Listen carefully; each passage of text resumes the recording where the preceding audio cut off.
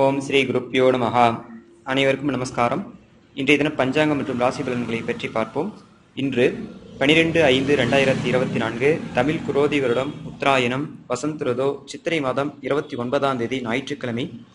இன்று வைசாக சுத்த சுக்லபட்ச பஞ்சமி தேதி இரவு 2:04 வரையும், அதன் பிறகு சஷ்டி தேதி இருக்கிறது. பகல் 10:26 வரை திருவாதிரை நட்சத்திரம், அதன் பிறகு புனர்பூசம் நட்சத்திரம். இன்று திருதி நாம யோகம்.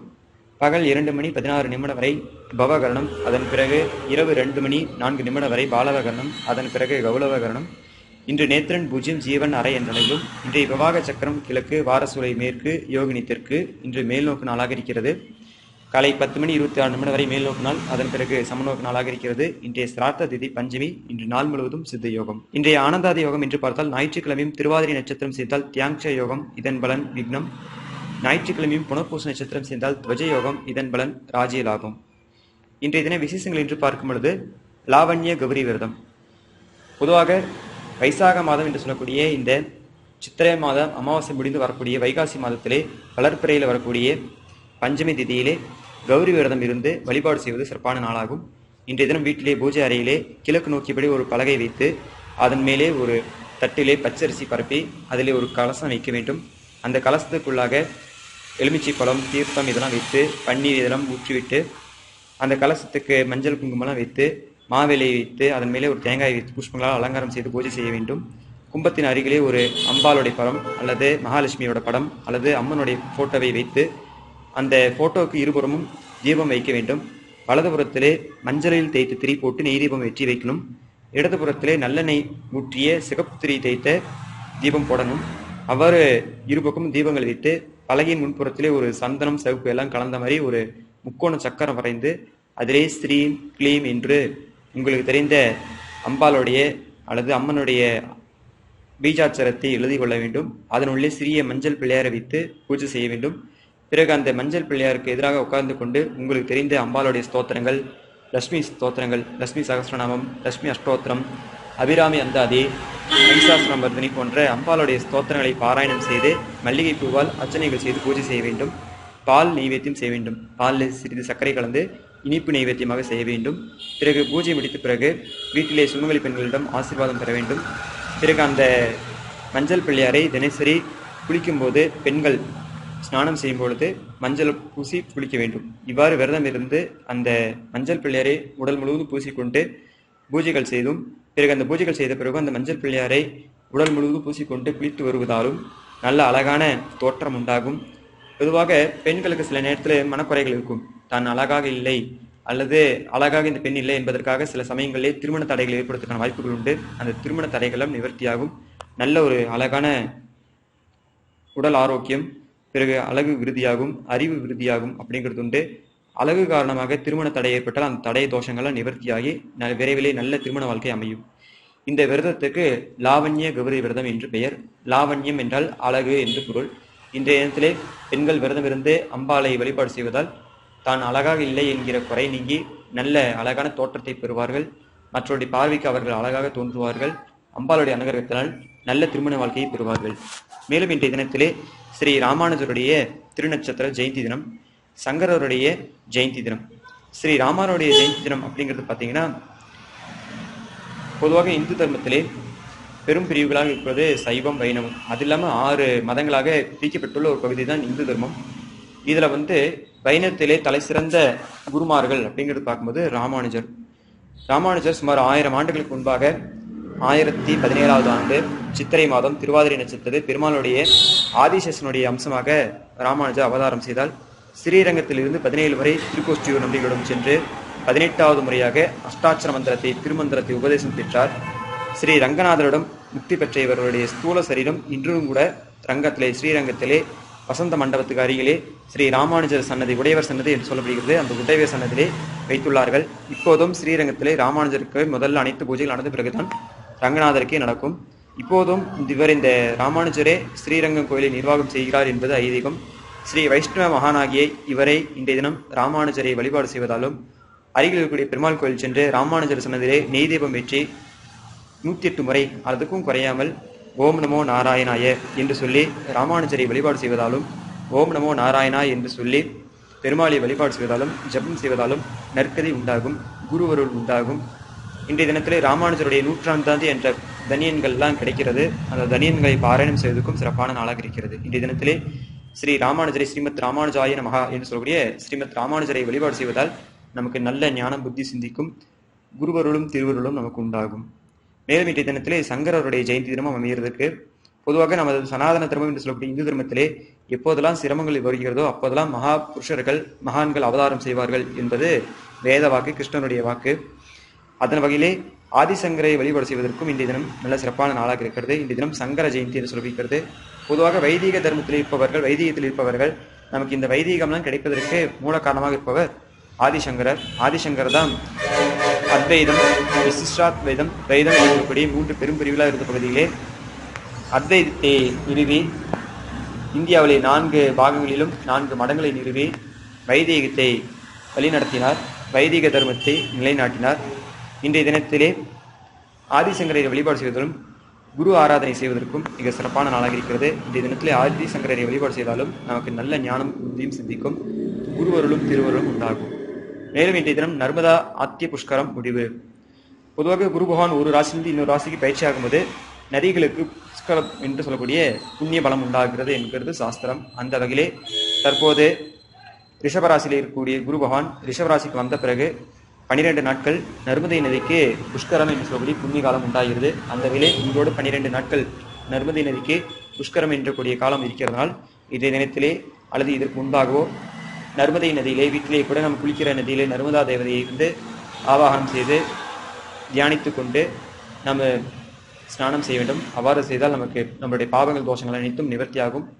இந்த ஒரு வருட காலம் ரிஷபராசியிலே குரு பகவான் இருக்கும் பொழுது நர்மதை நதிக்கு வந்து புஷ்கரம் என்று சொல்லி புண்ணிய காலம் உண்டாகிறது. அதிலும் குறிப்பாக முதல் 12 நாட்கள் ஆத்திய புஷ்கரம் என்றும் கடைசி 12 நாட்கள் அந்திய புஷ்கரம் என்றும் சொல்வார்கள். அந்த வகையில் இன்றைய தினம் ஆத்திய புஷ்கரமானது முடிவு பெறுகிறது. இன்றைய தினத்திலே நர்மதை நதியிலே தியானம் செய்து கொண்டு அல்லது வீட்டிலே குளிக்கூடிய நதியிலே குளிக்கக்கூடிய ஜலத்திலே நர்மதை நதியை தியானம் செய்து கொண்டு குளிப்பதனால் நமக்கு நல்ல அழகு, ஆரோக்கியம், புண்ணிய பலம் இது அனைத்தும் உண்டாகும், பாவங்கள் விலகும். அடுத்து ஞாயிற்றுக்கிழமையான இன்றைய தினம் ராகு காலம் மாலை 4:30 6 மணி வரையும், யமகண்டம் பகல் 12 மணிலிருந்து 1 மணி 30 நிமிடம் வரையும், குளிகை நேரம் பகல் 3 மணிலிருந்து 4 மணி 30 நிமிடம் வரையும். வாரசோலை என்பது இன்றைய தினம் மேற்கும் வடமேற்குமாக இருக்கிறது. காலை 10 மணி 48 நிமிடம் வரை வாரசோலை. அதற்கு பரிகாரமாக வெள்ளம் சொல்லப்பட்டுள்ளது. இன்றைய தினத்தில் மேற்கு வடமேற்கு திசையில் பிரயாணங்கள் தவிர்க்க வேண்டும். மிக அவசியமான பிரயாணங்களாக இருந்தால் காலை 10 மணி 48 நிமிடத்துக்கு பிறகு நீங்கள் சாப்பிட்ற உணவிலோ அல்லது தனிப்பட்ட முறையிலோ வெள்ளத்தை சிறிது எடுத்துக்கொண்டு பிறகு பிரயாணம் செய்தால் அந்த தோஷங்களும் நிவர்த்தியாகும். இன்றைய தினம் சுபவாரி நல்ல நேரம் காலை 7 மணி 30 நிமிடத்திலிருந்து 10 மணி வரையும், பகல் 2 மணிலிருந்து 4 மணி 30 நிமிடம் வரையும், இரவு 9 மணிலிருந்து 12 மணி வரையும் பொதுவான சுபவாரி நல்ல நேரம். இந்த நேரத்தில் செய்யக்கூடிய அனைத்து சுபகாரியங்களும் விருதி சந்தோஷத்தை உண்டு செய்யும். இன்றைய தினம் சந்திராஷ்டமம் அடையக்கூடிய ராசி விருச்சக ராசி.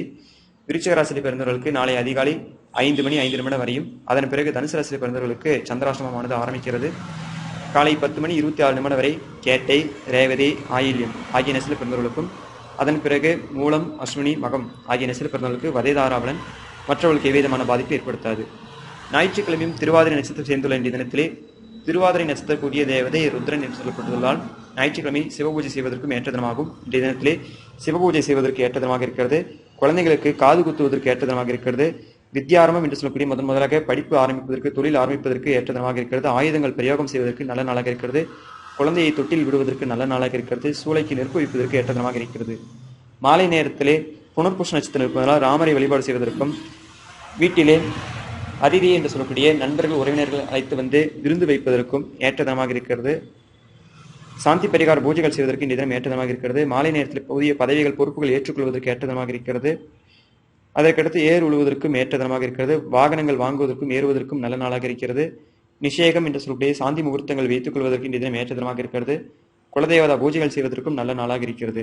வியாதிஸ்தர்கள் மீண்டும் வியாதி வரக்கூடாது என்பதற்காக வியாதிஸ்தர்கள் குளிப்பதற்கும், மருந்துகள் எடுத்துக்கொள்வதற்கும், வியாதி நிவர்த்திக்காக மருத்துவம் பார்ப்பதற்கும், ஆபரேஷன் போன்றவை செய்வதற்கும் இன்றைய தினம் ஏற்ற தினமாக இருக்கிறது.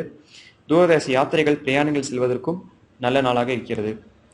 அடுத்து இன்றைய தின ராசி பலன்களை பற்றி பார்க்கும் பொழுது, மேச ராசியிலே பிறந்த நண்பர்களே, உங்கள் ராசி அதிபதி உங்கள் ராசிக்கு 12ஆம் இடத்திலே ராகுவோடு சென்றிருப்பதும், ராசியிலே சூரியன், புதன், சுக்கிரன், ராசிக்கு 2ஆம் இடத்திலே குரு இருப்பதும், உங்களுக்கு அலைச்சல் இருந்தாலும் வெற்றியும் லாபத்தையும் பெறக்கூடிய நாளாக இன்றைய தினம் இருக்கும். போட்டிகளில் வெற்றி பெறுவீர்கள். ரிஷபராசியிலே பிறந்த நண்பர்களே, உங்கள் ராசி அதிபதி ராசிக்கு 12ஆம் இடத்திலே சூரியன் புதனோடு சேர்ந்திருப்பதும், ராசியிலே குருவும் ராசிக்கு 2ஆம் இடத்திலே சந்திரனும் இருப்பதும், ராசிக்கு இருபுறமும் சுபகரமும் இருப்பதனால் பெண்களால் ஏற்றத்தை யோகத்தை பெறுவீர்கள். பெண்களால் நன்மையை பெறக்கூடிய நாளாக இந்த தினம் அமையும். மிதுன ராசியிலே பிறந்த நண்பர்களே, உங்கள் ராசி அதிபதி 11ஆம் இடத்திலே சூரியன் புதனோடு சேர்ந்திருப்பதும், சுக்கரனோடு சேர்ந்திருப்பதும், 12ஆம் இடத்திலே குருவும் ராசியிலே சந்திரன் இருப்பதும், மனக்குழப்பங்கள் இருந்தாலும் சரியான தீர்வும் ஆலோசனையும் கிடைக்கும். ஜாதக ரீதியாக ஏதாச்சும் தோஷங்கள் இருந்தால் அந்த தோஷங்களால் நிவர்த்தி செய்வதற்காக சாந்தி பரிகாரங்கள், தெய்வ வழிபாடுகள் செய்வதற்கு இன்றைய தினம் ஏற்ற தினமாக இருக்கிறது. கடகராசியை பிறந்த நண்பர்களே, தூரதேச பிரயாணங்கள் செல்வதற்கு ஏற்ற தினமாக இருக்கிறது. அதற்கான முயற்சிகள் செய்து வெற்றி லாபத்தை பெறுவீர்கள். புதிய ஆடம்பரமான பொருட்கள் வாங்குவதற்கு அதற்கான முயற்சிகள் செய்வதற்கும் இன்றைய தினம் நல்ல நாளாக இருக்கிறது. விரயங்கள் ஏற்பட்டாலும் அதற்கேற்ற லாபத்தையும் வளர்ச்சியும் தொழிலே முன்னேற்றத்தை பெறுவீர்கள். அதற்கேற்ற வருமானத்தை பெறுவீர்கள். விரயங்கள் ஏற்பட்டாலும் அது சுபவிரயங்களாக அமையும். சிம்ம ராசியிலே பிறந்த நண்பர்களே, உங்கள் ராசி அதிபதி ராசிக்கு 9ஆம் இடத்திலே புதன் சுக்கரனோடு சேர்ந்திருப்பதும், ராசிக்கு 11ஆம் இடத்திலே சந்திரன் இருப்பதும் லாபமான தினமாக இருக்கும். பல விதத்திலும் ஆதாயத்தினை பெறக்கூடிய நாளாக இருக்கிறது. தொழில் போட்டிகளில் வெற்றி உண்டாகும். தந்தையினுடைய உடல் ஆரோக்கியத்திலே கவனம் தேவை.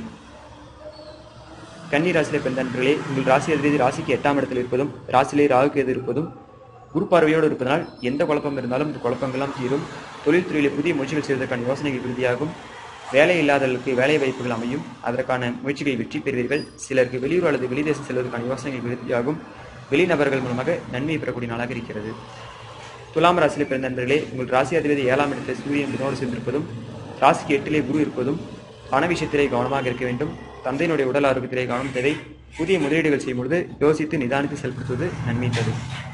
விருச்சிக ராசியிலே பிறந்த நண்பர்களே, உங்கள் ராசி அதிபதி 5ஆம் இடத்தில் ராகுவோடு சேர்ந்திருப்பதும், இன்றைய தினம் உங்களுக்கு சந்திராஷ்டமாக இருப்பதனால் எதிலும் பொறுமை நிதானம் தேவை. வண்டி வாகனங்கள் கையாளும் பொழுது எச்சரிக்கையாக இருக்க வேண்டும். வண்டி வாகன வழியிலே செலவினங்கள் வருவதற்கான வாய்ப்புகள் உண்டு. வண்டியிலே ரிப்பேர் ஆவதற்கு, அதற்கான செலவினங்கள் செய்வதற்கு, வீட்டிலே எலக்ட்ரானிக்ஸ் பொருட்கள்லாம் செலவு செய்வதற்கான யோசனைகள் உண்டாகும். அதற்கான முயற்சிகள் வெற்றி பெறுவீர்கள்.